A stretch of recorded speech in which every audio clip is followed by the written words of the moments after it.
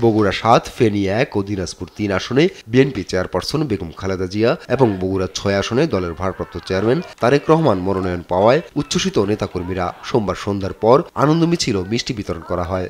দেশের স্বার্থে, উন্নয়নের স্বার্থে, গণতন্ত্রের স্বার্থে এই আমাদের প্রিয় নেতা তারেক রহমান এবং নেত্রী বেগম খালেদা জিয়ার জন্য তারাও কাজ করবেন। আমরা আজকে ফেনীবাসী সহ দেশবাসী খুশি। আমাদের সেই মাতৃ সমতুল্য নেত্রী, যিনি গণতন্ত্রের প্রতীক, যিনি আপোষহীন মনোভাব দেখিয়েছেন ফেসিবাদের সময়, সেই নেত্রী আজকে প্রার্থী হিসেবে আমাদের ফেনী ১ থেকে নির্বাচন করছেন। প্রার্থীদের নাম ঘোষণার পর সমর্থকরা আনন্দ মিছিল করেছেন রাজশাহীতে। অনেক নেতাকর্মীরা জড়ো হন প্রার্থীদের সঙ্গে সৌজন্য সাক্ষাৎ করতে। প্রার্থীরা জানান প্রতিক্রিয়া।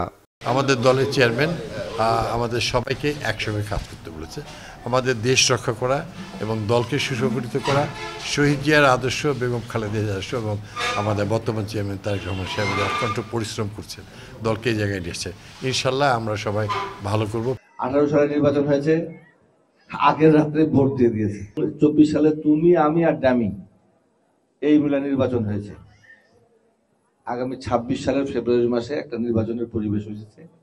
সেই পরিবেশ যেন আমরা ধরে রাখতে পারি, সেটা হচ্ছে আমাদের প্রধান দায়িত্ব এবং কর্তব্য। মনোনয়ন পাওয়ার পর অনেকেই সন্তুষ্টি ও শুকরিয়া জানান। আমাদের উন্নয়ন, আমাদের রাজনীতি এলাকাবাসীর জন্য, কাজেই প্রত্যেকে আল্লাহ রসুলের প্রতি আনুগত্যশীল হয়ে আপনারা ইনশাল্লাহ এক এবং ঐক্যবদ্ধ থাকবেন। লাঙ্গলকোট, লালমাই যে যেখানে থাকুন, কুমিল্লার যে কোনো মানুষের দরজা আমার জন্য মুক্ত। আসুন আমরা সবাই মিলে দলকে সমৃদ্ধ করি, নির্বাচনের পথ প্রশস্ত করি। প্রার্থী তালিকা প্রকাশের পর বরিশালের নেতাকর্মীদের মাঝে উল্লাস শুরু হয়। ভিড় করেন প্রার্থীদের বাড়িতে।